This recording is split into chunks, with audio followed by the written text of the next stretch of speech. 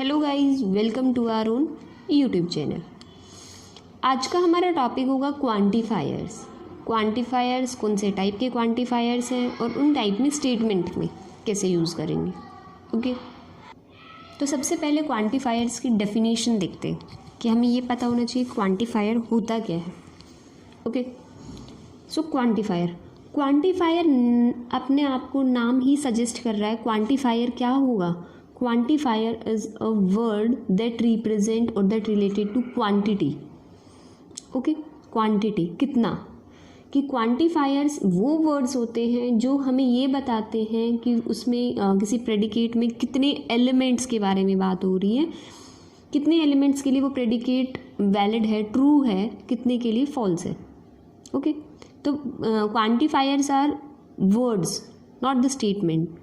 Okay, quantifiers वो words होते हैं जैसे कि ऑल, सम या नॉट, सम आर नॉट, ऐसे करके कि कितने हैं, सारे हैं, कुछ ट्रू नहीं है या कोई भी ट्रू नहीं है, कि क्वांटिटी से पता चले कि कितना है। ओके, और कितना मतलब प्रेडिकेट से related, in terms of predicate कि वो कितना ट्रू है, कितना फॉल्स है, वो सब। ओके, उसके आगे आता है यूनिवर्सल क्वांटिफायर। यूनिवर्सल क्वांटिफायर कौन सा होता है? यूनिवर्सल क्वांटिफायर होता है फॉर ऑल। आपने ये टर्म पढ़ी होंगी, ये सिंबल आप इजीली बता सकते हैं। फॉर ऑल बोलते हैं इन्हें, कि आप एमएससी कर रहे हैं तो इससे आप आराम से, मुझे पता है कि आपको पता होगा ये सब कि फॉर ऑल क्या होता है, इसका मतलब क्या होता है कि यूनिवर्सल क्वांटिफायर मतलब यूनिवर्सली ट्रू हो, जो स्टेटमेंट सबके लिए हो, वो मतलब कोई भी वैल्यू जो सबके लिए ट्रू हो, that is for all. Example देखते हैं, all human beings are mortal. हम इस चीज़ को मैथमेटिकली या सेट फॉर्म में कह लो, कैसे एक्सप्रेस करोगे? For all belongs to S, अगर एक्स मोर्टल है तो वो पक्का क्या है? Human being. तो एस कौन सा सेट है? S is the set of all human beings. Okay, तो यूनिवर्सल क्वांटिफायर समझ आया। अब इस क्वांटिफायर को एक स्टेटमेंट में यूज़ करते हैं या प्रेडिकेट डोमेन में, उसको स्टेटमेंट फॉर्म में लेके आते हैं, उसे बोलते हैं यूनिवर्सल स्टेटमेंट। जिसमें हम यूनिवर्सल स्टेटमेंट वो स्टेटमेंट होती हैं जिसमें हम यूनिवर्सल क्वांटिफायर को यूज़ करते हैं। ओके, तो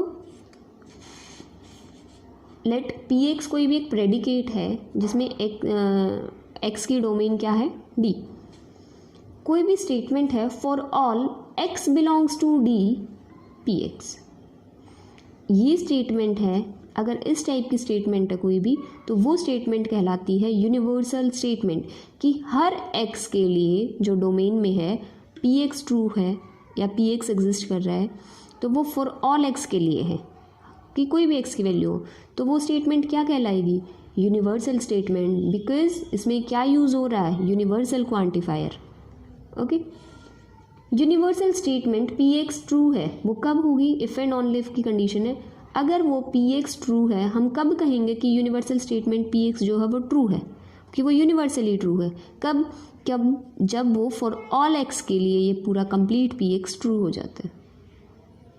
ओके, और अगर हम कहें पी एक्स फॉल्स है, तो ये ज़रूरी नहीं है फॉर ऑल एक्स के लिए ही वो फॉल्स हो, कि अगर हम, जैसे हम काउंटर एग्जाम्पल बोलते थे कि अगर हमें कोई चीज़ ट्रू दिखानी है तो ये दिखाते थे कि वो हर वैल्यू के लिए ट्रू है। अगर कोई चीज़ फॉल्स दिखानी है तो हम कोई भी एक ऐसी वैल्यू ढूंढ लाते थे कि हाँ, अगर एक के लिए भी फॉल्स हो गई तो हम उसे ट्रू नहीं कह सकते। अगर 100 एलिमेंट्स हैं और वो 9 के लिए ट्रू प्रूव हो जाती है, एक के लिए फॉल्स है, तो वो फॉल्स ही कहलाती थी, हम यही बताते थे। तो अगर हम कहें एक universal statement P x false है, तो वो फॉल्स कब होगी? ये ज़रूरी नहीं है कि हर एक्स के लिए पी एक्स फॉल्स हो, नहीं।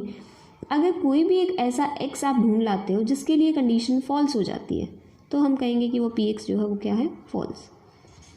अ value for x for which P x is false is called counter example of the universal statement. अभी यही बोल रहे थे, किसे हम क्या बोलते थे?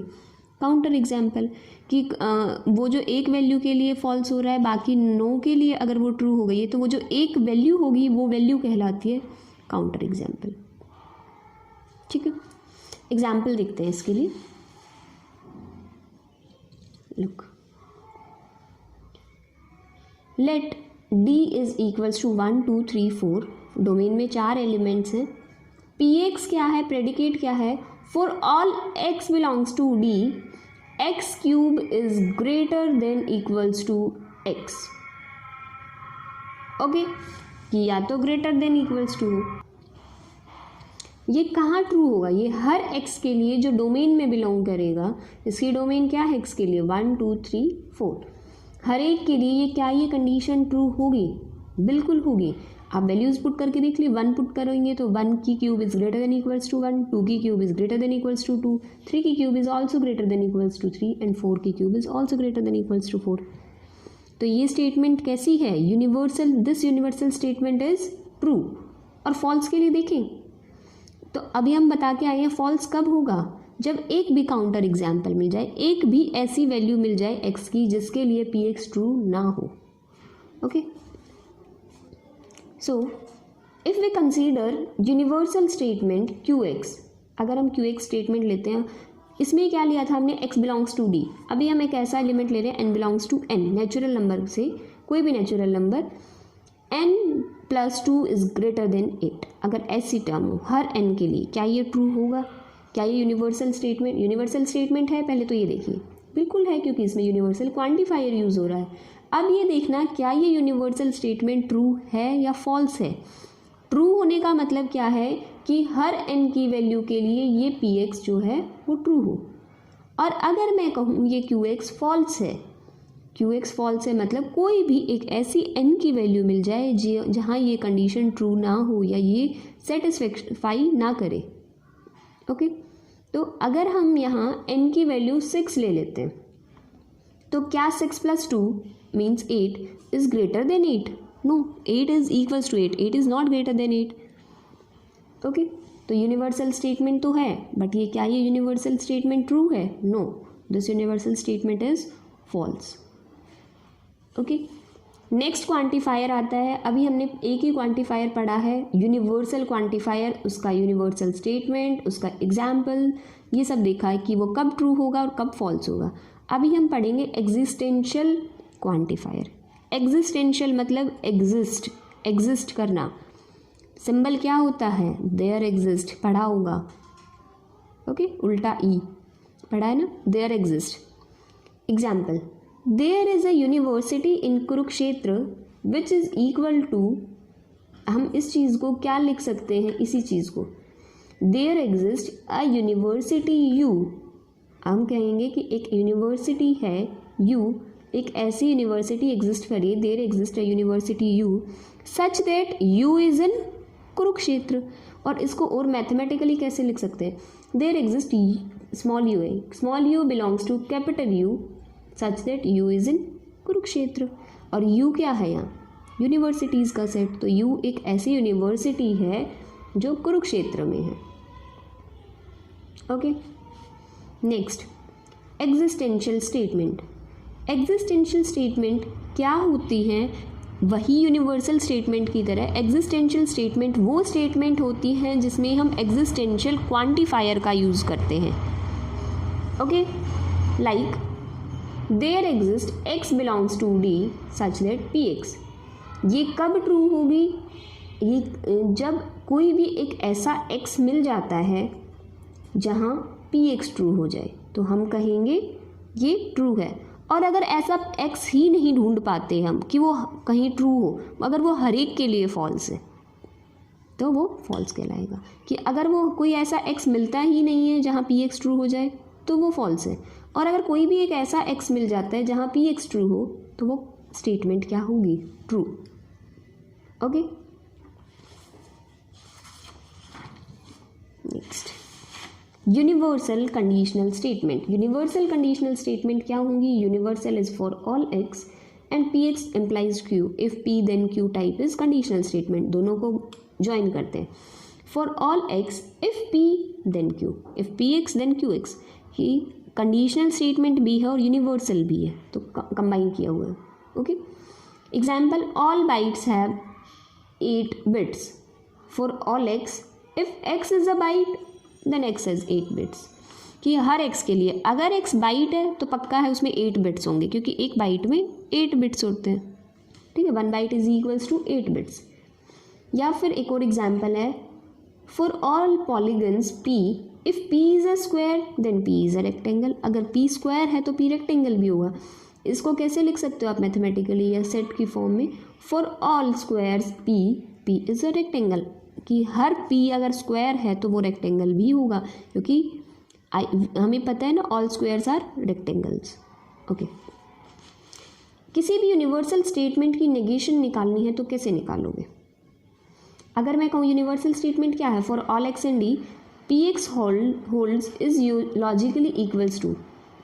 ओके, यूनिवर्सल स्टेटमेंट है, अभी देख लेना, यूनिवर्सल कंडीशनल नहीं है, इसका नेगेशन नहीं है, सिर्फ यूनिवर्सल का, फॉर ऑल एक्स का, कि अगर पी हर एक्स के लिए पी एक्स होल्ड कर रहा है तो इसका नेगेशन कैसे करोगे कि नेगेटिव, कि हमें कोई भी एक ऐसा एक्स मिल जाए जो ये होल्ड ना करे तो बात हो जाएगी। दैट इज़ अगर कोई भी एक ऐसा एक्स एग्जिस्ट कर जाए डी में सच दैट नॉट पी, कि अगर पी एक्स होल्ड कर रहा है सब के लिए तो इसका नेगेशन निकालना हो तो कि कोई भी एक ऐसा एक्स मिल जाए जहाँ पी एक्स होल्ड ना करे।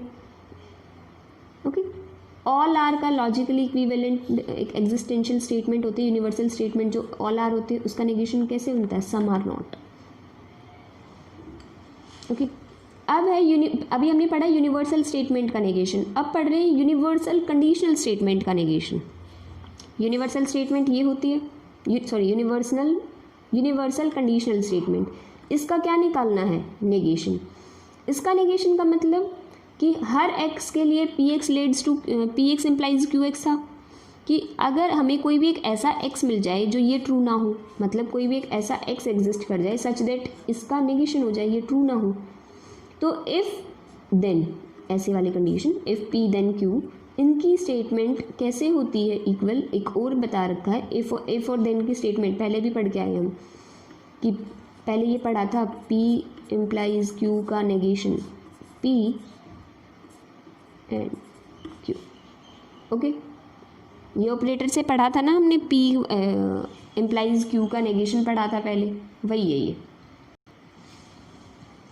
तो फर्स्ट और सेकंड से लेफ्ट हैंड साइड इक्वल है।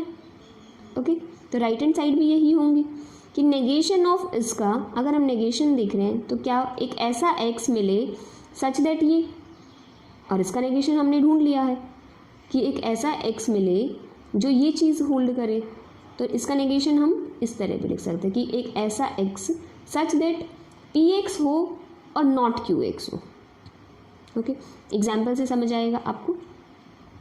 Negation of for all x people P, if P is blonde then P has blue eyes, if P is blonde then P has blue eyes, कि if ये then ये, तो इसको हम क्या लिख सकते हैं कि देर एग्जिस्ट, इसका नेगेशन निकालना है कि अगर P blonde then P has blue eyes, इसका नेगेशन अगर एक भी पीपल P ऐसा एग्जिस्ट कर जाए such that P is blonde but P doesn't have blue eyes। Okay, कि P तो है बट नॉट Q। ओके, तो इसका नेगेशन आ जाता है इसी के। ओके, अभी कुछ डेफिनेशंस है, कॉन्ट्रा पॉजिटिव, कन्वर्स और इनवर्स। कॉन्ट्रा पॉजिटिव क्या होता है कि इफ़ पी देन क्यू है मान लो, तो कॉन्ट्रा पॉजिटिव होगा if not P then not Q. Converse होता है इफ़ पी देन क्यू का, कन्वर्स होगा if Q then P. Inverse होता है if not P then not Q. आप इन तीनों में बहुत कंफ्यूज रहेंगे तो कहीं लिख लीजिएगा कि inverse, converse and Contra positive तीनों अलग चीज़ होती हैं।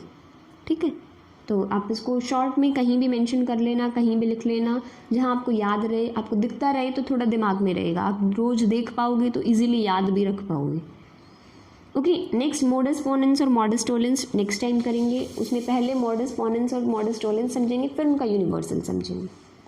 ओके, सो आज के लिए इतना ही रखते हैं। Thank you guys for watching my video. If you like it please like, share and subscribe my channel. If you have any doubt, any query, you can message me on Instagram or ask your question in the comment section also. Thank you guys.